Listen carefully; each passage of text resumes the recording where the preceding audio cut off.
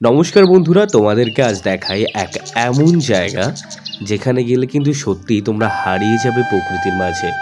আর এই সময়টা ঠিক এমন একটা সময় যখন বসন্তকাল চলছে, অর্থাৎ শীতকালে সমস্ত গাছের পাতা ঝরে আবার নতুন করে কচি বা সবুজ পাতা গাছগুলোতে বেরোচ্ছে। সেই সময়টাই ঠিক পৌঁছে গেছিলাম এই জায়গায়। তো প্রথমে তোমাদেরকে একটু ঘুরে দেখিয়ে দিই, তারপরে এই সম্বন্ধে আরও বলছি।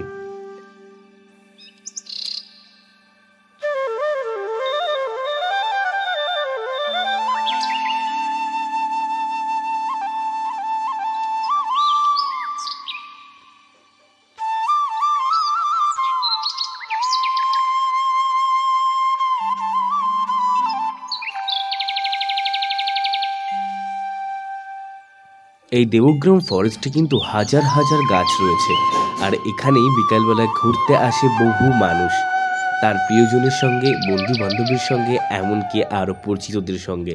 বহু মানুষ সময় কাটাতে আসেন প্রকৃতির মাঝে। হ্যাঁ, জায়গাটা একটু নির্ঝুম বটে, তবে আপনি যদি একবার এখানে এসে পৌঁছান তাহলে এর সৌন্দর্য মুগ্ধ করবে আপনাকেও।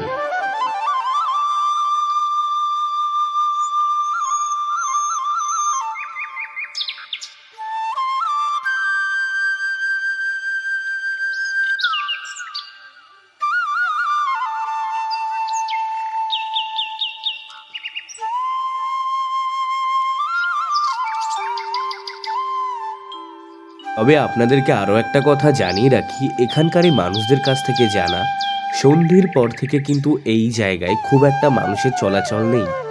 তাই আপনারা যদি এখানে আসেন তাহলে অবশ্যই মনে রাখবেন যেন আপনারা দিনের বেলায় ঘুরেই এখান থেকে চলে যেতে পারেন। এবার কেন সন্ধ্যেই জায়গাটা সেভ নয় বা কী ঘটনা ঘটে তার যথাযথ ব্যাখ্যা আমার কাছে নেই, তবে যা স্থানীয় মানুষদের কাছ থেকে আমি শুনেছি তাই আপনাদের সামনে তুলে ধরছি।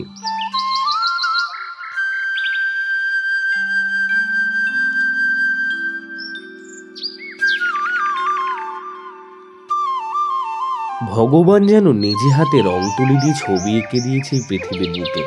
এবার বলি কি করে পৌঁছাবেন।